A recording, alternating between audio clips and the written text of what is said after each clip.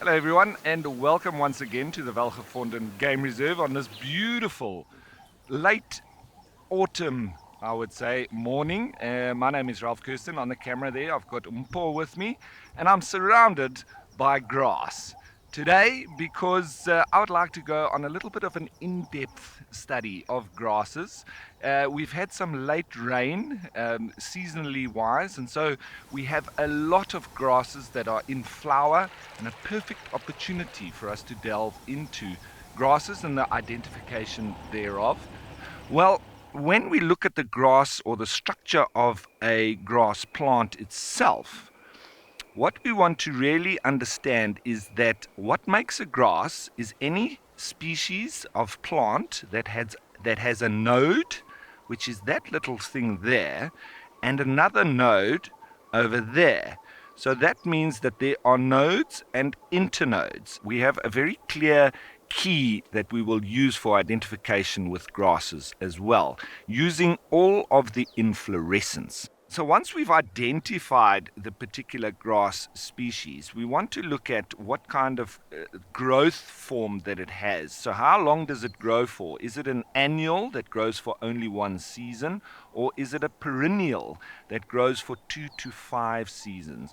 Then we move on to the grazing value, and we've got the little cow that shows if he's very happy, if he's not so, he's a bit meh, and if he's got a very angry face, it's a low grazing value. So this is important, obviously, for our palatability.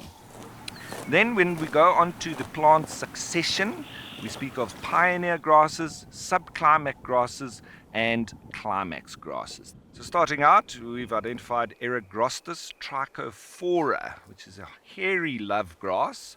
And all the Eragrostis are in fact love grasses, which are quite common and quite difficult to identify in between them. But this is an annual tufted grass, subclimax with average grazing value and an increase at 2.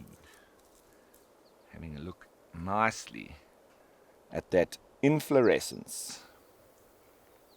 Then the Digitaria eriantha, which is the common finger grass, perennial tufted grass, high grazing value, so a happy cow, climax species, and a decreaser. So this is one of the species that would indicate a very healthy felt. And like the name suggests, it's very often a finger-like digits at the top.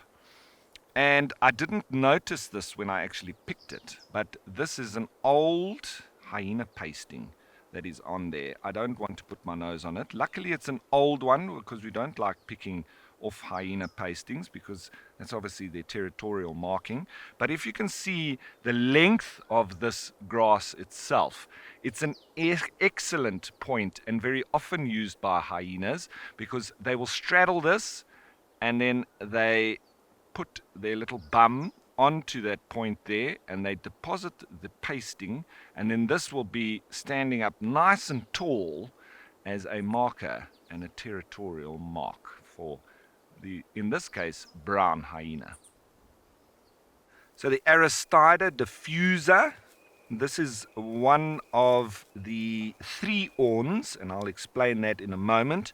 Perennial, low grazing value, subclimax, 2 climax species, it can be in between, and an increase of 3.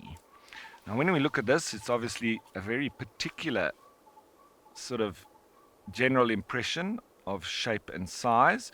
But when we look a little bit closer and we pull out one of the seeds, each one has 3 little orns on it.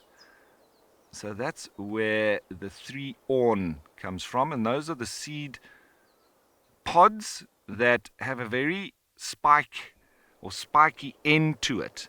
And these, when you walk in the veld and you go on bush trails, they get stuck in your socks and you'll know all about it. So this one is a very common species. Okay, then the Melinus repens, or the Natal red top. It's quite a common species that is found across southern Africa. Weak perennial, low grazing value, pioneer species, 2 subclimax sometimes, and an increase at 2. Now these inflorescence are very easily identifiable. and they've got this beautiful purple to red color to them. And as my uncle Keith Kirsten would tell you, these are often used in flower arrangements because of how pretty they are. Now the last one being the Perotis patens, or the cat's tail, being an annual weak perennial with very low grazing value, pioneer to subclimax species, and an increase at 2. Now the reason why it's called a cat's tail is because of its very likeness to a kitty cat's tail. So I hope you've enjoyed a little bit of an in-depth delve into identifying grass species and the different species that do occur in particular areas. As I've said, I think it's very important for aspiring conservationists as well as guides getting into the industry. Get to know your grasses. It's very important.